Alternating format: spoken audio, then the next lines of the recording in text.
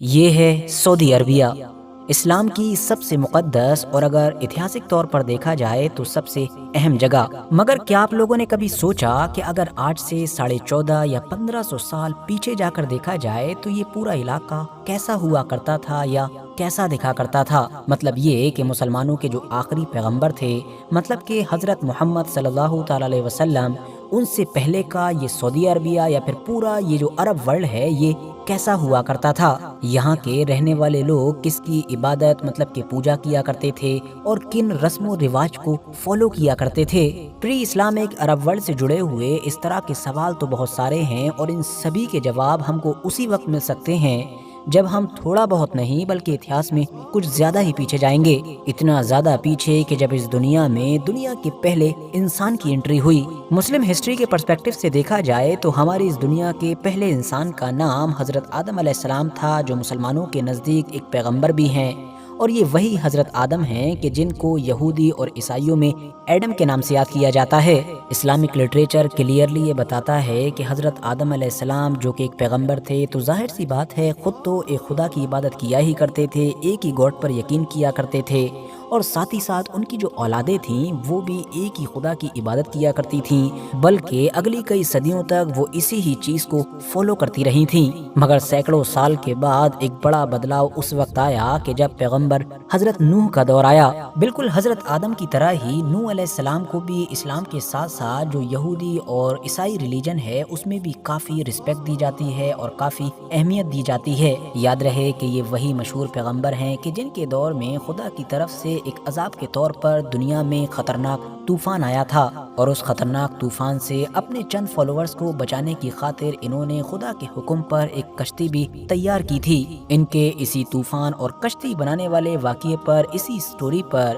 دنیا بھر کے اندر اور مینلی ویسٹرن کنٹریز میں بہت سارے سیریلز، بہت ساری موویز بنتی رہتی ہیں۔ مدعے کی بات یہ ہے کہ اسلامک پرسپیکٹو سے انہی پیغمبر کے دور میں اتہاس میں پہلی بار غیر خدا یا پھر ملٹیپل خدا کی عبادت کا ثبوت نظر آتا ہے، جس کو نہ صرف مسلمانوں کی سب سے مقدس کتاب قرآن کے اندر مینشن کیا گیا ہے بلکہ بہت ساری حدیثوں یا باقی کتابوں میں بھی اس کو اچھی طرح سے ایکسپلین کیا گیا ہے۔ معاملہ کچھ یوں بیان کیا جاتا ہے کہ اس دور میں کچھ بہت زیادہ نیک لوگ ہوا کرتے تھے، بہت زیادہ اچھے لوگ ہوا کرتے تھے، جن کی موت کے بعد ان کے پیچھے رہ جانے والے لوگ کافی پریشان رہنے لگے، ان کو یاد کرتے اور یاد کر کر کے رونے لگ جاتے تھے۔ ایسے حالات میں ہی شیطان نے ان لوگوں کو مشورہ دیا کہ تمہارے لیے بہتر ہوگا کہ کیوں نہ تم ان لوگوں کی یاد میں ان کے اسٹیچوز بناؤ۔ ان لوگوں نے اس چیز پر عمل کیا، ان کے اسٹیچوز بنائے۔ پہلے تو یہ صرف ایک میموری کے طور پر تھے، مگر وقت کے ساتھ ہی پھر ان لوگوں نے ان اسٹیچوز کی عبادت کرنی بھی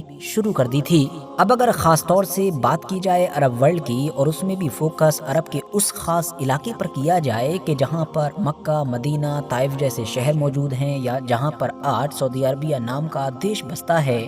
تو اس کے لیے تو ہم کو پیغمبر حضرت ابراہیم علیہ السلام کے اوپر نظر ڈالنی پڑے گی۔ یہ وہی پیغمبر حضرت ابراہیم علیہ السلام ہیں کہ جن کو یہودیوں اور عیسائیوں میں یا باقی ویسٹرن ورلڈ کے لوگوں میں ابراہم کے نام سے جانا اور پہچانا جاتا ہے۔ ان کا نام آپ ہمیشہ اچھی طرح سے یاد رکھیں، کیونکہ چاہے اسلام ہو، یہودیت ہو، عیسائیت ہو، ان تینوں ہی ریلیجنز کے اندر پیغمبر حضرت ابراہیم علیہ السلام کو حد سے زیادہ اہمیت دی جاتی ہے۔ دی بھی کیوں نہ جائے، کیونکہ ان تینوں کی ہی جو اتہاسک جڑیں ہیں وہ اوپر جا کر انہی سے جڑ جاتی ہیں۔ مسلمانوں، یہودیوں اور عیسائیوں کے اتہاس میں جتنے بھی پیغمبر بعد میں آتے رہے تھے وہ انہی حضرت ابراہیم کی اولادوں میں پیدا ہوتے رہے تھے۔ اسی لیے آپ لوگوں نے نوٹ کیا ہوگا کہ آج کے دور میں بھی جب امریکی راشٹرپتی ڈونلڈ ٹرمپ نے عرب دیشوں اور اسرائیل کے بیچ ایک ڈیل کرانے کی کوشش کی، مطلب نارملائزیشن کرانے کی کوشش کی، تو اس ڈیل کو بھی ابراہمک اکارڈ کا نام دیا۔ یہ ابراہمک اکارڈ دراصل انہی پیغمبر حضرت ابراہیم کے نام پر ہے،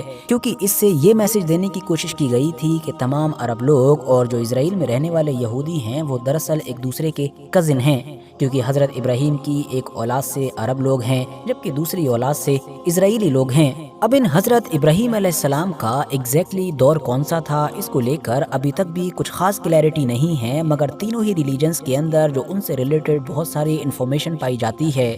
اس کو ایک جگہ پر اکٹھا کر کے اور باقی بھی بہت ساری ریسرچ کرنے کے بعد ماڈرن ہسٹورینز اور آرکیولوجسٹ نے جو ایک اندازہ لگانے کی کوشش کی ہے، اس میں یہ بتایا گیا ہے کہ شاید ان کا دور 2000 سے لے کر 1700 BCE کے بیچ میں رہا ہوگا۔ مطلب یہ کہ پیغمبر حضرت عیسیٰ سے لگ بھگ 1700 سے 2000 سال پیچھے، جبکہ آج کے دور کے حساب سے دیکھیں تو 3700 سے 4000 سال پہلے۔ اب ورتھ نوٹسنگ بات یہ ہے کہ جب یہی پیغمبر حضرت ابراہیم علیہ السلام آج کے دور کے عراق کے علاقے میں پیدا ہوئے تھے، تب نہ صرف ان کی قوم بلکہ آس پاس کے تمام لوگ، ایون ان کے گھر میں رہنے والے جو ان کے فادر یا انکل تھے جن کا نام آزر بتایا گیا ہے، وہ تک بت کی عبادت کیا کرتے تھے۔ نہ صرف عبادت بلکہ اتہاس میں یہ جو آزر نام کا انسان تھا، اس کے بارے میں تو لکھا گیا ہے کہ اس کا پیشہ ہی یہی تھا، مطلب یہ انسان بتوں کو بنا کر بیچا کرتا تھا۔ دوسری طرف پیغمبر حضرت ابراہیم علیہ السلام نے تو بہت کم عمر سے ہی اس چیز کو اپوز کرنا شروع کر دیا تھا، جس کا نتیجہ یہ ہوا کہ نہ صرف ان کے قوم کے لوگ ہی ان سے چڑنے لگے تھے، بلکہ ان کا یہ جو انکل یا فادر جو بھی رہا ہوگا جس کا نام آزر بتایا گیا ہے، اس نے تو حضرت ابراہیم کو دھمکانا بھی شروع کر دیا تھا۔ ایک واقعہ بھی کافی مشہور ہے جو بہت ساری کتابوں کے ساتھ ساتھ قرآن کے اندر بھی مینشن کیا گیا ہے کہ جب ایک بار حضرت ابراہیم کی قوم کے تمام لوگ کسی فیسٹیول کی وجہ سے گاؤں یا شہر سے باہر چلے گئے تھے، تب حضرت ابراہیم علیہ السلام نے ان لوگوں کی عبادت گاہ کے اندر جا کر ان کے جتنے بھی بت تھے سبھی کو توڑ ڈالا تھا سوائے ایک بت کے۔ یہ جس بت کو انہوں نے جان بوجھ کر چھوڑا تھا وہ سب سے بڑا بت تھا، کیونکہ جب وہ تمام لوگ لوٹ کر واپس آئے اور انہوں نے اپنی عبادت گاہ کے اندر یہ منظر دیکھا تو وہ فوراً غصے سے لال ہو گئے اور حضرت ابراہیم کے پاس پہنچے اور انہوں نے کہا کہ ہو نہ ہو یہ کام تمہیں نے کیا ہوگا، جس کے جواب میں حضرت ابراہیم علیہ السلام نے اس بچے ہوئے اکلوتے سب سے بڑے بت کی طرف اشارہ کرتے ہوئے کہا کہ ممکن ہے یہ اس نے کیا ہو، اسی سے پوچھ لو اگر یہ تم کو بتا سکتا ہے۔ یہ جواب سن کر ان کی قوم کے لوگ نہ صرف ہکا بکا ہی رہ گئے تھے بلکہ غصے سے لال بھی ہو گئے تھے، اور پھر دھیرے دھیرے حالات ایسے ہوتے چلے گئے کہ بت پرستی کے اسی ورود نے ہی حضرت ابراہیم علیہ السلام کو ایک دن اپنے دور کے بادشاہ کے محل کے اندر تک پہنچا دیا، جہاں پر خدائی کا دعویٰ کرنے والے اس بادشاہ سے پہلے تو حضرت ابراہیم علیہ السلام کی ایک ہاٹ ڈیبیٹ ہوئی، اور بعد میں اس بادشاہ نے بھی غصے میں حضرت ابراہیم کو آگ میں ڈالنے کا حکم دے ڈالا، مگر جیسا کہ ہم جانتے ہیں کہ پھر خدا کے حکم سے وہ آگ ٹھنڈی ہو گئی تھی اور حضرت ابراہیم علیہ السلام کی جان بھی بچ گئی تھی۔ جب لمبے وقت تک ان کی قوم نے ان کی کوئی بات نہیں سنی اور وہ ان کی دشمن ہی بنتی چلی گئی تو آخر میں انہوں نے مائیگریٹ کرنے کا فیصلہ کیا، مطلب عراق کو چھوڑ کر سیریا کی طرف چلے گئے۔ سیریا کے بعد پھر وہ فلسطین بھی پہنچے اور اسی کو ہی پھر اپنی دعوت کا سینٹر بنایا، مطلب وہیں پر رہنے لگے۔ ایک بار حضرت ابراہیم علیہ السلام اپنی بیوی حضرت سارہ کے ساتھ مصر پہنچے تو وہاں کے بادشاہ نے حضرت ابراہیم علیہ السلام کی جو بیوی تھی مطلب کہ سارہ، ان کی خدمت کے لیے ایک عورت کہ جن کا نام ہاجرہ تھا ان کو پیش کیا۔ یہ وہ وقت تھا کہ جب حضرت ابراہیم علیہ السلام اور حضرت سارہ کو کوئی اولاد نہیں تھی۔ اولاد کی خواہش میں ہی حضرت سارہ نے خود وہ جو حضرت ہاجرہ نام کی خادمہ تھیں ان کا نکاح حضرت ابراہیم علیہ السلام کے ساتھ کروا دیا، اور اس طرح سے پھر بڑھاپے میں حضرت ابراہیم کے گھر پر ان کے بڑے بیٹے حضرت اسماعیل کی پیدائش ہوئی۔ خدا کے حکم پر ہی حضرت ابراہیم علیہ السلام نے پھر اپنے بیٹے حضرت اسماعیل اور ان کی ماں حضرت ہاجرہ کو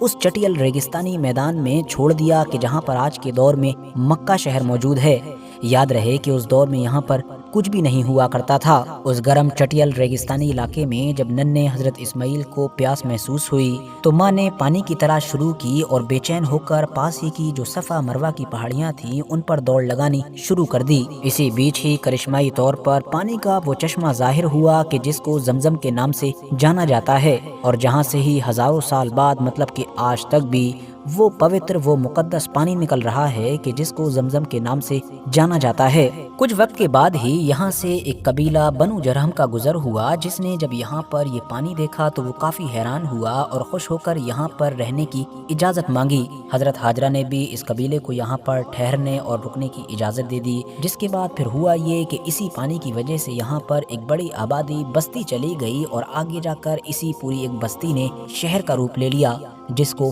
مکہ کے نام سے جانا گیا۔ پھر پیغمبر حضرت ابراہیم علیہ السلام کو خدا کی طرف سے یہ حکم ملا کہ میرے گھر کی تعمیر کی جائے، تو حضرت ابراہیم علیہ السلام نے اپنے بیٹے حضرت اسماعیل علیہ السلام کے ساتھ مل کر یہاں پر خدا کے ایک گھر کی تعمیر کی کہ جہاں پر لوگ آ کر خدا کی عبادت کر سکیں، اور اسی بلڈنگ کو، اسی گھر کو آج دنیا کعبے کے نام سے جانتی ہے، جو ظاہر ہے سعودی عربیہ کے مشہور شہر مکہ کے اندر موجود ہے۔ اور اب حضرت ابراہیم اور حضرت اسماعیل علیہ السلام کے دور میں ظاہر ہے تمام لوگ ایک ہی خدا کی عبادت کیا کرتے تھے اور انہی تمام چیزوں کو فالو کیا کرتے تھے، مانا کرتے تھے کہ جو پیغمبر حضرت ابراہیم علیہ السلام نے سکھائی تھیں۔ بعد میں بھی دھیرے دھیرے مکہ میں جتنے بھی الگ الگ قبیلے یا الگ الگ لوگ آ کر آباد ہوتے رہے تھے، وہ حضرت اسماعیل علیہ السلام کی تبلیغ یا ان کے انفلوئنس کی وجہ سے جو ابراہیم علیہ السلام کا مذہب تھا اسی کو ہی فالو کرنے لگے تھے۔ یہ سلسلہ اگلے کچھ سال یا اگلے کچھ دشک نہیں بلکہ اگلی کئی صدیوں تک چلتا رہا۔ لوگ ایک ہی خدا کی عبادت کرتے رہے اور انہی چیزوں کو فالو کرتے رہے کہ جو پیغمبر حضرت ابراہیم یا ان کے بیٹے پیغمبر حضرت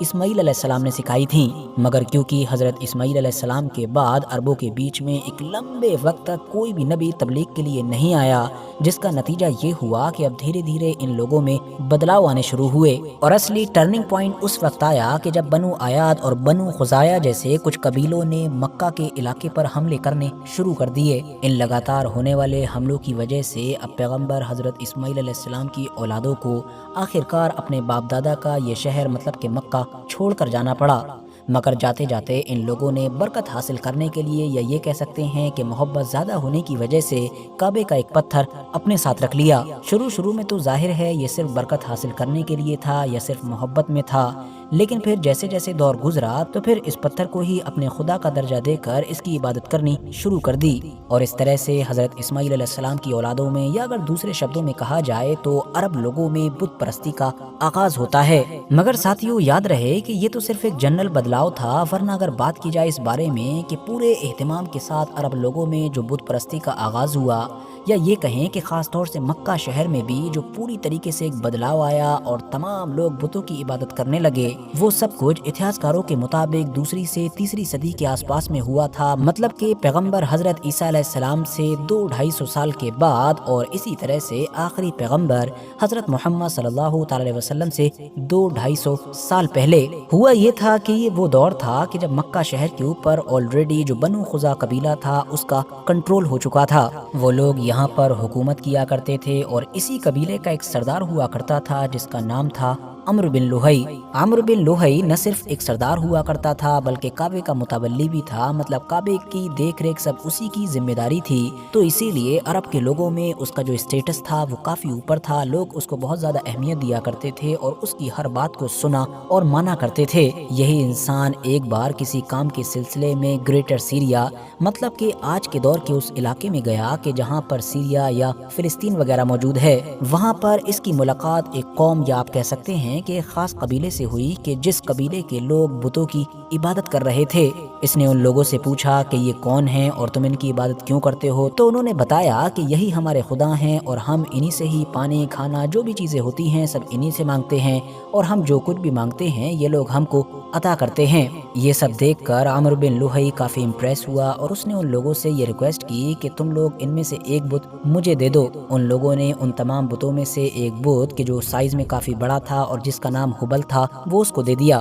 ہبل نام کا وہ بڑا سا بت کہ جو دیکھنے میں انسانی شکل کا تھا وہ اس کو لے کر مکہ شہر میں پہنچا، اور عمرو بن لوہی نے اس بت کو جو مکہ کی بھی سب سے خاص جگہ تھی، جو سب سے اہم جگہ تھی، جو سینٹر تھا مطلب کہ کعبہ، اس کی چھت پر لے جا کر رکھا۔ ہسٹوریکل ایویڈنسز بتاتے ہیں کہ اس بت کا ایک ہاتھ ٹوٹا ہوا تھا جس کی جگہ پر بعد میں مکہ والوں نے سونے کا ہاتھ لگا دیا تھا۔ ساتھ ہی ساتھ یہ بھی پتا چلتا ہے کہ وقت کے ساتھ جب مکہ شہر کے اندر اور بھی بہت سارے بت آ گئے تھے، الگ الگ ناموں کے بتوں کی عبادت کی جانے لگی تھی، تب بھی مکہ والوں کی طرف سے جو سب سے اہم اور بڑا بت سمجھا جاتا تھا وہ دراصل یہی ہبل نام کا بت تھا۔ ہبل کے علاوہ اسلام سے پہلے 3-4 اور بھی ایسے بت تھے کہ جو پورے عرب میں کافی مشہور تھے، جیسا کہ طائف کے علاقے میں اللات اور وادی نخلا میں العزا، یا اس کے علاوہ منات وغیرہ۔ تو کل ملا کر اب صرف مکہ ہی نہیں بلکہ پورے ہی حجاز کے علاقے میں، مطلب جہاں پر آج مکہ، مدینہ، طائف یا آس پاس کے جتنے بھی شہر پڑتے ہیں، ان سبھی میں ہی اب بت پرستی ہونے لگی تھی۔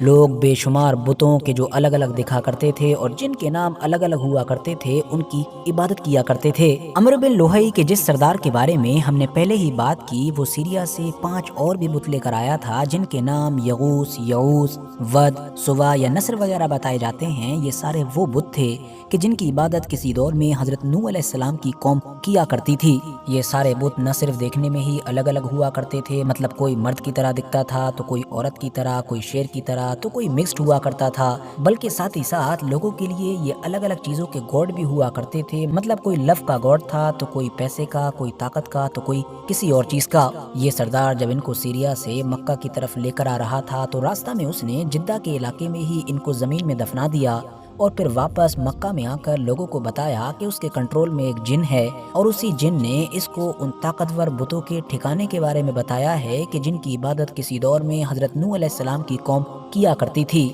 اور اسی دعوے کے بعد میں وہ اپنے لوگوں کو لے کر اسی جگہ پر پہنچا اور وہاں پر زمین کھود کر ان بتوں کو نکالا تو وہاں موجود تمام لوگ حیران رہ گئے۔ ان بتوں کو لا کر مکہ کی سب سے اہم جگہ مطلب کہ کعبے کے اندر رکھ دیا گیا، اور یہاں پر پھر ہبل کے ساتھ ساتھ ان کی بھی عبادت کی جانے لگی۔ کعبے نام کی یہ جو خاص عمارت تھی، یہ کیونکہ حضرت ابراہیم علیہ السلام کے دور سے ہی ہمیشہ عرب لوگوں کے بیچ میں بہت زیادہ پوتر، بہت زیادہ مقدس رہی ہے، تو ہمیشہ سے ہی لوگ دور دور کا سفر طے کر کے یہاں پر آیا کرتے تھے اور اس کا طواف کیا کرتے تھے، حج کیا کرتے تھے۔ تو اب ہوا یہ کرتا تھا کہ جتنے بھی الگ الگ عرب کے علاقوں سے الگ الگ قبیلے کے لوگ حج کرنے کے ارادے سے آیا کرتے تھے اور وہ یہاں پر رکھے ہوئے ان بتوں کو دیکھا کرتے تھے، یا اہل مکہ کو ایک خاص انداز میں ان بتوں کی عبادت کرتے ہوئے دیکھا کرتے تھے، تو وہ بہت زیادہ حیران ہوا کرتے تھے یا کبھی کبھی امپریس ہوا کرتے تھے۔ تو اسی لیے اب وہ جب یہاں سے واپسی کا ارادہ کیا کرتے تھے تو یہاں پر موجود جو الگ الگ طرح کے بت ہوا کرتے تھے ان میں سے کسی کی ایک کاپی بنوا کر اسی کے ہو بہو ایک بت بنوا کر لے جایا کرتے تھے۔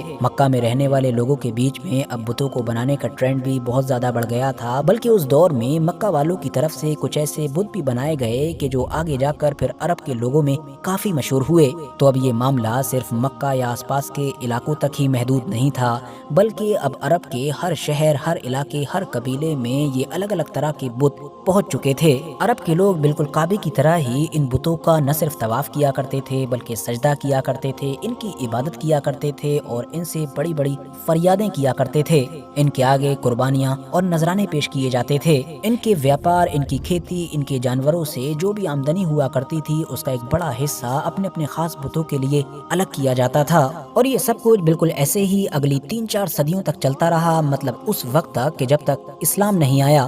خود اسلامک لٹریچر سے بھی پتہ چلتا ہے کہ آخری پیغمبر حضرت محمد صلی اللہ تعالی علیہ وسلم کے دور میں بھی یہ جو بیت اللہ تھا، مطلب کہ کعبہ اور اس کے آس پاس کا ایریا، یہاں پر لگ بھگ 360 کے قریب بتوں کو رکھا گیا تھا۔ مگر جیسا کہ ہم جانتے ہیں کہ پھر 630 عیسوی یہ اتہاس میں وہ آخری وقت اور آخری سال تھا کہ جب مکہ یا پھر اس کے آس پاس میں بت نظر آئے تھے، کیونکہ اسی سال پھر مسلمانوں نے پیغمبر حضرت محمد صلی اللہ تعالی علیہ وسلم کی لیڈرشپ میں مکہ شہر کو فتح کر لیا تھا اور پھر وہ ہمیشہ کے لیے مسلمانوں کا ہو گیا تھا۔ تو دوستو، امید کرتے ہیں کہ آج کی اس ویڈیو کے ذریعے سے آپ لوگوں کو پری اسلامک عرب ورلڈ کے بارے میں بہت کچھ جاننے اور سمجھنے کو ملا ہوگا۔ ویڈیو اگر سچ میں انفارمیٹیو لگی ہو تو لائک کرنے کے ساتھ ساتھ دوستوں کے ساتھ ضرور شیئر کریں، اور ایسی ہی نالجبل اور ہسٹوریکل ویڈیوز ہمیشہ دیکھنے کے لیے ہمارے اس چینل کو سبسکرائب کرنے کے ساتھ ساتھ بیل آئیکن کو ضرور پریس کریں۔